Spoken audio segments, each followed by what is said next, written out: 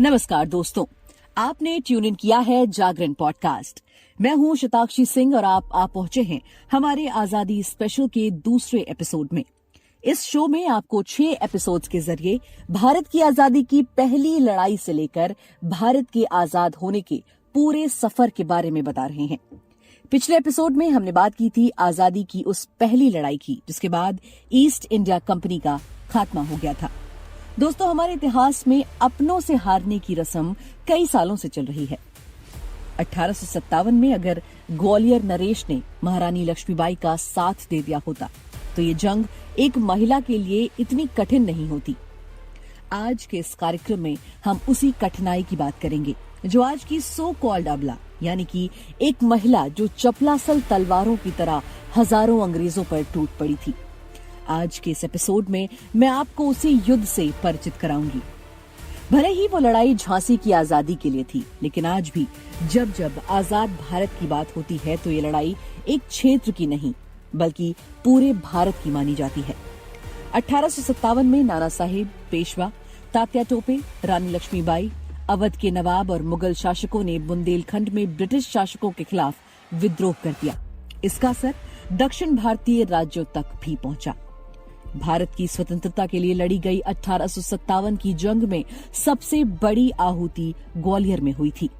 झांसी की रानी लक्ष्मीबाई की शहादत इसी शहर में हुई थी। शहादत के सम्मान की रक्षा के लिए भी जंग लड़ी गई और इसके बाद आजादी की पहली जंग कमोबेश ठंडी पड़ गई थी।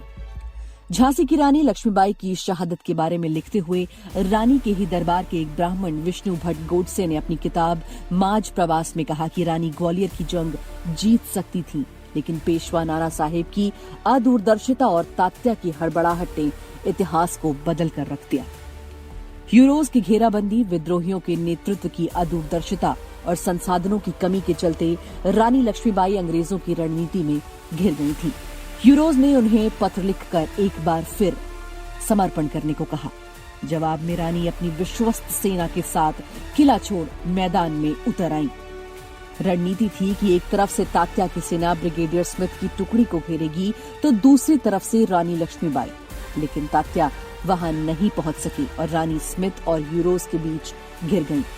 लड़ते हुए गोली लगने और जंग के पुराने जख्मों के चलते शहर के मौजूदा रामबाग तिराहे से नौजगह रोड पर आगे बढ़ते हुए स्वर्ण रेखा नाले के किनारे रानी का नया घोड़ा अड़ गया। चारों तरफ से घिरी रानी जख्मों से भरे शरीर में एक गोली लगने से मूर्छित सी होने लगी। इसी बीच एक तलवार ने उनके सर को एक आंख समेत अलग कर दिया और रानी शहीद हो गई। लेकिन रानी की वीरता देखकर खुद यूरोज ने जंग के मैदान में और अपनी ऑफिशियल डायरी में भी लक्ष्मीबाई को सैल्यूट किया। दोस्तों, मैं आपको यहाँ रानी की शहादत की कहानी भर नहीं बता रही हूँ। मैं आपके सामने एक तथ्य रखना चाह रही हूँ कि भारत उस समय ही आजादी का जश्न मना सकता था अगर ग्वालियर नरेश का साथ वीरांगना को उसी वक्त मिल गया होता।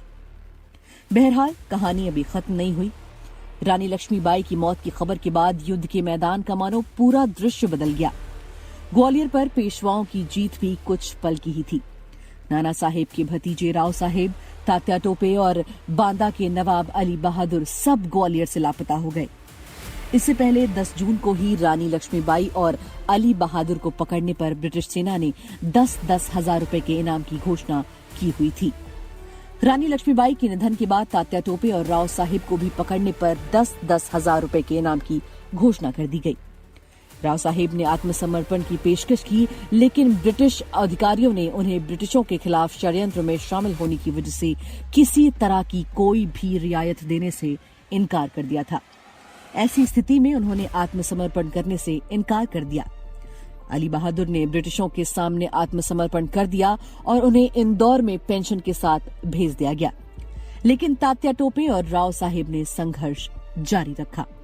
कुछ दिनों तक छुपते छुपाते उन्होंने विद्रोहियों को इकट्ठा कर युद्ध लड़ा, लेकिन आखिरी में उनकी भी मौत कैसे हुई इसके बारे में कई सारे अलग अलग तथ्य हैं। जैसे उनके वंशजों का मानना है कि तात्या टोपे की मौत युद्ध के दौरान हुई थी और ब्रिटिश सैनिकों के साथ उनकी ये भिड़ंत राजस्थान और मध्य प्रदेश की सीमा पर छिपा बरोद में हुई। तो वहीं कुछ लोग मानते हैं कि तात्या टोपे को फांसी दी गई। कुछ लोग ये भी कहते हैं कि तात्या टोपे साधु की वेशभूषा में बिठूर, येवला और बदौड़ा में घूमते रहे। सच जो भी हो, लेकिन 1857 से 1859 के बीच तात्या टोपे ने अपनी असाधारण बहादुरी से अंग्रेजों के पसीने छुड़ा दिए। इस विद्रोह के बाद तत्कालीन ब्रिटिश सरकार ने फैसला किया कि अब वो भारत को ब्रिटिश साम्राज्य का हिस्सा बना लेंगे और इसी के चलते 1 जनवरी 1877 को भारत क्वीन विक्टोरिया के शासन तले आ गया और क्वीन विक्टोरिया ही अब भारत की भी महारानी थी। 1857 की क्रांति के बाद अंग्रेज नहीं चाहते थे कि एक बार फिर से कभी भी वैसे हालात बने। इसीलिए उन्होंने एक ऐसा मंच बनाने की सोची जहां हिंदुस्तानी लोग अपने मन की बात रख सकें और अपना विरोध भी जता सकें। इस मंच का उद्देश्य पढ़े लिखे भारतीयों के बीच सरकार की पकड़ को बढ़ाना था, जिससे ब्रिटिश राज्य और उनके बीच नागरिक और राजनीतिक मुद्दों पर बातचीत हो सके। इसके लिए एक अंग्रेज अफसर ए ह्यूम को चुना गया और 28 दिसंबर 1885 को गठन हुआ कांग्रेस का। कांग्रेस पार्टी की स्थापना भले ही एक अंग्रेज ने की थी, लेकिन इसके अध्यक्ष भारतीय ही थे। पार्टी के पहले अध्यक्ष कलकत्ता हाईकोर्ट के बैरिस्टर व्योमेश चंद्र बैनर्जी थे। अब तक आजादी की लड़ाई जंग के दौर से गुजर चुकी थी।